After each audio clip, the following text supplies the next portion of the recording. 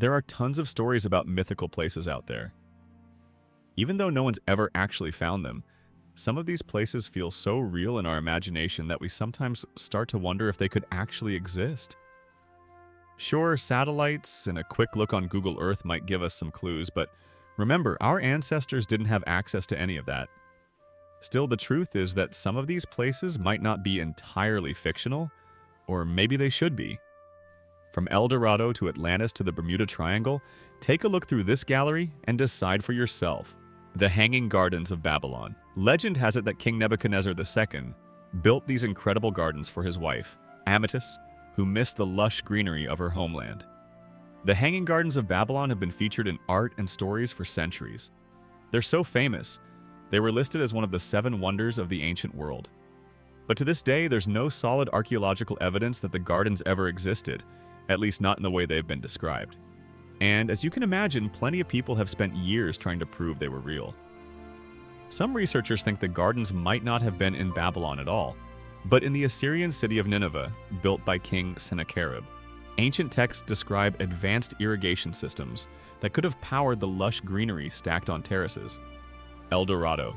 The legend of El Dorado started with a tribal chief of the Muisca people in what is now Colombia, who would cover himself in gold dust and toss treasures into a lake as offerings to the gods.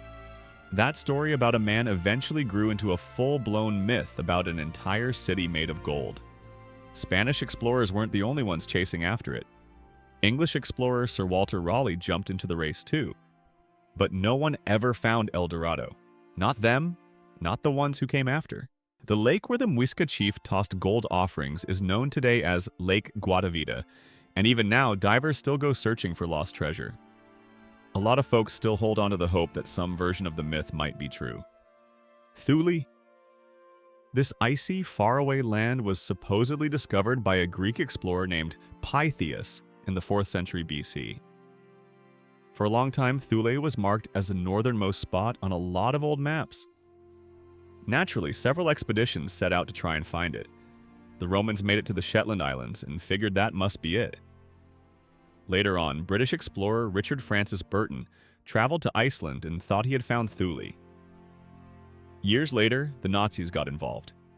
After World War I, a group called the Thule Society was formed, reportedly including members like Rudolf Hess and Adolf Hitler. The society was named after the mythical land of Thule. Thule became a kind of symbol in Europe for an untouched, mystical northern land. Some think it refers to the Arctic, maybe even Greenland, kind of like the end of the known world back then.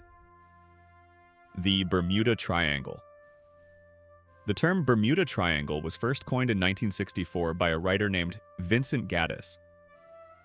Over the years, countless stories of missing ships and planes have only added to the mystery surrounding the triangle. One of the most famous cases is Flight 19, when 5 bombers vanished on December 5, 1945. But here's where it gets even weirder. The rescue plane sent out to find them disappeared too. People have come up with all kinds of explanations, everything from gas explosions to aliens. Harsh weather might play a role though, as shown by this NASA map tracking hurricanes from 1851 to 2019. This area stretches over 500,000 square miles between Miami, Bermuda, and Puerto Rico. While the mystery is fun to think about, experts say stuff like bad weather, human error, and ocean currents probably explain most of the disappearances. Atlantis. Probably one of the most famous mythical places on Earth, if not the most famous. Atlantis has captured our imagination ever since 330 BC, when the Greek philosopher Plato first wrote about it. Needless to say, people have been trying to find Atlantis ever since. Some maps place it right in the middle of the Atlantic Ocean, but other theories point to places like the Mediterranean, Antarctica, or even the Caribbean. But despite all the searching, it seems like Atlantis might have just been a product of Plato's imagination. Or was it? Plato described Atlantis as a powerful naval empire that sank in a single day and night of misfortune. A lot of scholars think he was using it as a metaphor for arrogance and the downfall of great civilizations. Shangri-La. Shangri-La shot back into pop culture thanks to James Hilton's 1933 novel Lost Horizon. But the legend of this sacred Tibetan valley actually dates all the way back to 962 AD. In Tibetan mythology, the place was originally called Shambhala. Supposedly hidden somewhere in the Himalayas, this city, built on a mountain of white crystal, was home to Buddhists who had never made contact with the outside world and lived in total harmony. So the question remains, is this a real place or a spiritual ideal we're meant to strive for? In the 1900s, real expeditions were launched to find Shangri-La, mostly by Western explorers fascinated by Tibetan culture. There's even a town in China that officially renamed itself Shangri-La in 2001 to match the legend. St. Brendan's Island. St. Brendan, also known as the Navigator, was an Irish saint who sailed the seas spreading the word of God.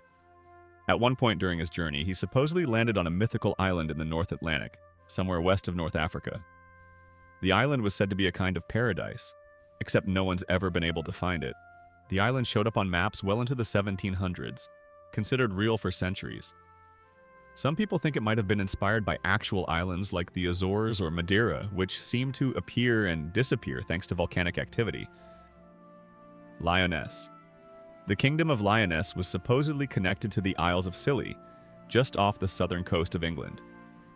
According to legend, it was swallowed by the sea as a form of divine punishment. The people who lived there were said to be strong and beautiful. They built many churches across the kingdom, but for some unknown reason, God became angry and sent a massive wave to wipe everything out. The wave destroyed the entire kingdom, except for one man. As the story goes, he outran the flood on his white horse. Even today, there are folks who claim to be descended from him. Local fishermen say that on calm days, they can hear church bells ringing under the sea. Lyonesse also pops up in King Arthur legends. It's said to be the homeland of Tristan, one of the knights of the Round Table. The Kingdom of Saguenay. When French explorer Jacques Cartier arrived in what is now Canada back in 1534, locals told him about a land filled with gold and silver called the Kingdom of Saguenay. Cartier was so intrigued by the idea that he set off to find this treasure in 1535. According to a local chief named Donnacona, the people of Saguenay were well armed, had only one leg, flew like bats, and didn't need to eat like the rest of us. Naturally, that only made Cartier more curious. He kept searching for the legendary kingdom and led expeditions all the way through 1542.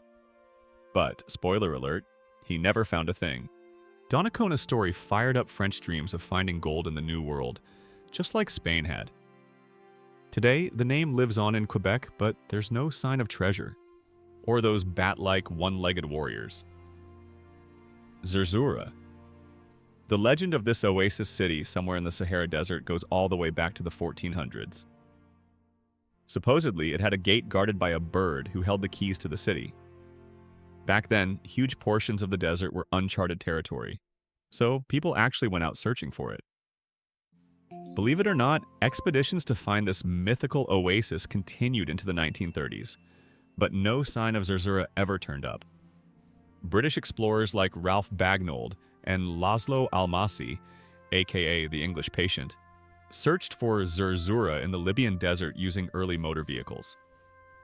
Old Arabic texts described it as a white city guarded by pale-skinned people in white robes. The Kingdom of Prester John. In 1165, a fake letter from Prester John made its way to Europe. It was supposedly written by a Christian king in Africa and sent to the leader of the Byzantine Empire, describing his magical land and a fountain of youth. Word spread fast. Fired up by the tale, many explorers, especially the Portuguese, went looking for this mysterious place. But when they reached East Africa by sea in the 15th and 16th centuries, there was no sign of the magical fountain or the kingdom itself. The legend of Prester John gave Europeans hope of teaming up with far-off Christian kingdoms during the Crusades. Over time, the supposed location of his kingdom kept shifting from Asia to Africa as maps got updated.